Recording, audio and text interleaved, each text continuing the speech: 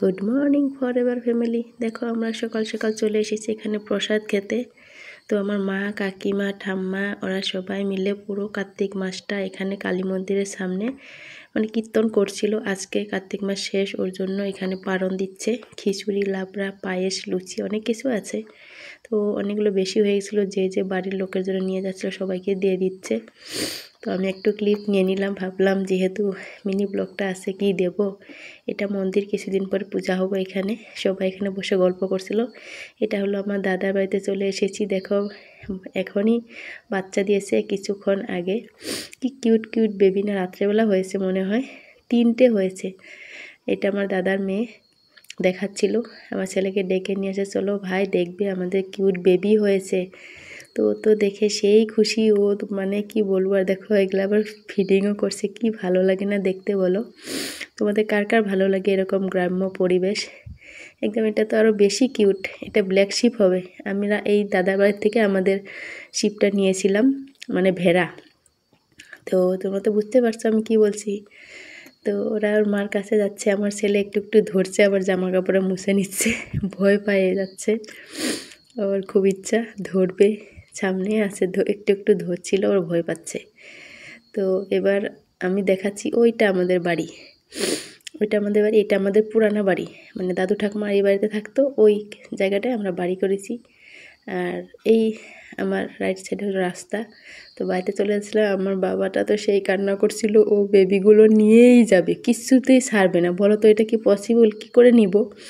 মাত্র রাত্রেবেলা হয়েছে, ওর মাকে ছেড়ে কী করে নিয়ে যাবে। তো এগুলো হলো মিষ্টি কুমড়া ফুল। কে কে চিনো, কে কে খেয়েছো? এটার পকোড়া বানায়, মানে বড়া, চাউলের গুঁড়া দিয়ে প্লাস তোমার বেসন দিয়েও খাওয়া যায়, অনেক ভালো লাগে, অনেক টেস্টি। তো সারাদিন আর কোনো ক্লিপ নেই, এখন হলো রাত্রেবেলা, এখন করব একটু আলু পরোটা। তো ওর জন্য গ্রেট করে নিলাম, আলুটা সিদ্ধ করে নিয়েছি। গ্রেট করে নিলে অনেক সুন্দর হয়, গোটা গোটা একদম থাকে না। দিয়ে দিছি মশলাগুলো, লবণ দিয়ে দেবো, একটু লঙ্কার গুঁড়া, বেশি দিব না যেহেতু আমার বাচ্চারা খাবে। একটু দিয়ে দিলাম জিরের গুঁড়া, একটু এখন একটু দিয়ে দিব হলো স্পেশাল মশলা, এটা হলো আমার পেঁয়াজ কুচি, অনেকটাই দিয়েছি। একটু লঙ্কা দিব যেহেতু আমার ছেলের জন্য রাখতে হবে। এবার দিয়ে দিচ্ছি একটা ম্যাগি মশলা, এটা আমার একদম টপ সিক্রেট মশলা, এটা দিলে অনেক ভালো লাগে। তো বানিয়ে নেব, ভালো করে মেখে নেব। আলুটা প্রথমে মেখে নেব, তারপরে এর মধ্যে অ্যাড করব আটা। তো তোমরা অনেকেই বানাও, অনেক ধরনের বানাও আলু পরোটা। তো আমি এইভাবেই বানাই, এক লগে সব কিছু মিক্স করে বানাই, খেতে অনেক ভালো লাগে।